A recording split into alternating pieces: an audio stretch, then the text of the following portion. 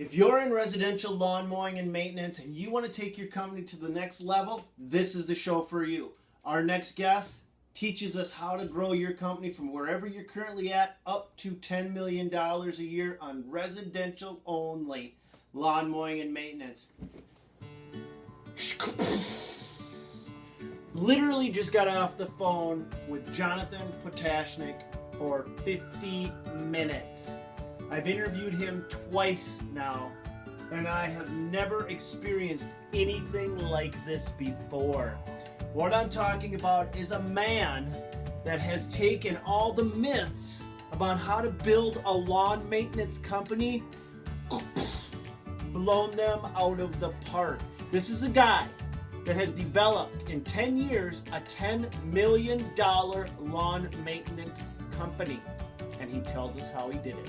He tells us the roots of where he started from when he was a kid 14 years ago, the mistakes he made along the way, the myth of focusing on commercial lawn maintenance, and then he goes into how he left that whole field, did nothing in lawn maintenance for years, was successful in other companies, and came back and would never leave it again.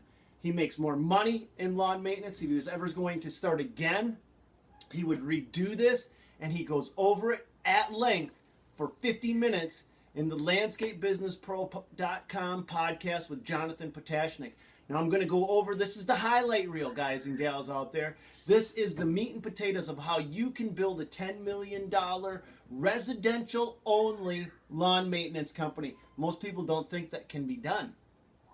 He's living proof. He's done it. You can too. There's going to be a ton of information in this video. Let's rock and roll. How do you do it?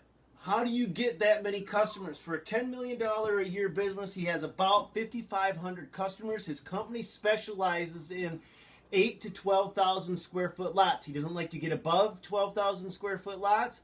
That's his sweet spot. That's where he makes the absolute most money.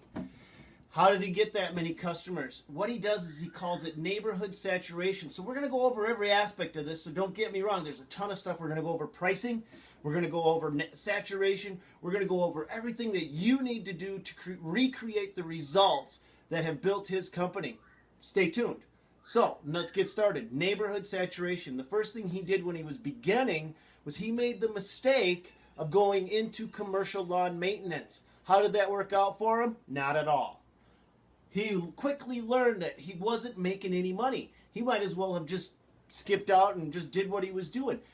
That story behind us, he then fired his customers. He fired his clients, and he moved into residential high-end. So he gets his foot in the door in a neighborhood, and he does direct mailing and door hangers. And he highly recommends that you do this, but he learned the hard way to do it the right way. There's a good door hanger and a bad door hanger, and it's all the difference between profit and loss, between having jobs come in the door and having the phone not ring at all. And so be very, very, very careful when you put your door hangers out there. The next thing that he talks about is optimizing your website, which takes longer, but you need to do that. Pay-per-click is a big thing, and organic website optimization is another key element to creating that presence that gets you recognized. And then here's some unique things that he does. No contracts. Can you say that with me? No contracts. He doesn't make anybody sign a contract because it's a bottleneck. It's another thing that he has to have every year. He has 5,500 customers. He has to go out and re-sign those customers up. Well, guess what? He's got to have 1, 2, or 10 people do that for him. A bottleneck. Plus, when you're on the phone with a customer and you're trying to get them to sign a contract for a year's worth of work, and they may be looking at a $33,000 bill, that's a bitter pill to swallow. But if all they got to do is think, I just got to pay them $35 per week, they don't do the math. So it's easy to sign on the dotted line. It's easy to spend $35 right now than it is to commit to $3,000. It's the same job, same amount of money.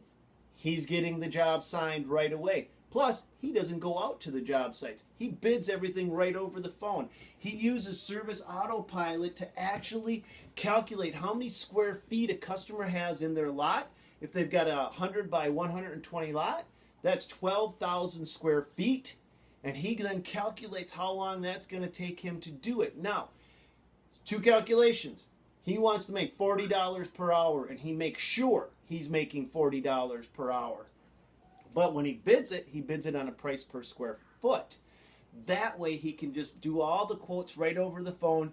Doesn't have to send a person out there. Doesn't have. You should be asking, how can he go out and do jobs without a contract, without a commitment? Easy. He gets a credit card. He automatically charges the credit card before he even goes out to the site. He performs the work, and if for some reason calculations were off, since he doesn't have a contract, he doesn't have a commitment, his company isn't liable to keep doing that job all year long at a loss. He can simply say this isn't working out, or he can raise his price, or if it's working out, then he doesn't have to change anything. But do you see how that gives him the flexibility to alter his price on a whim? Sign up contracts quickly. It's genius. I love it.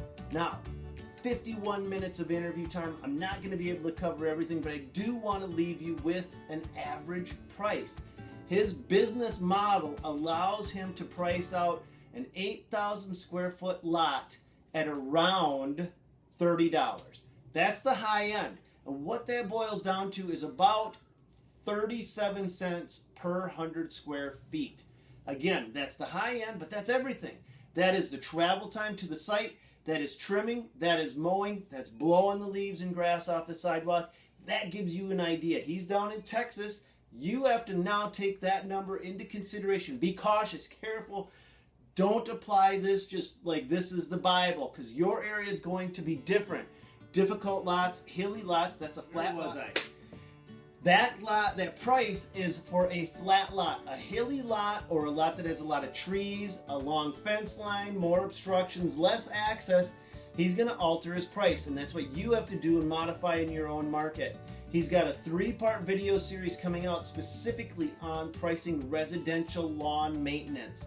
I'm going to include it in the show notes. I'm going to ask you to go check it out.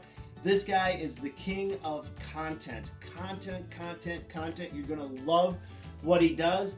I am here to quickly summarize it, and I'm going to send you over to our podcast. You've got to check out his interview. If you're in residential lawn mowing and maintenance and you want to take your company to the next level, this is the show for you.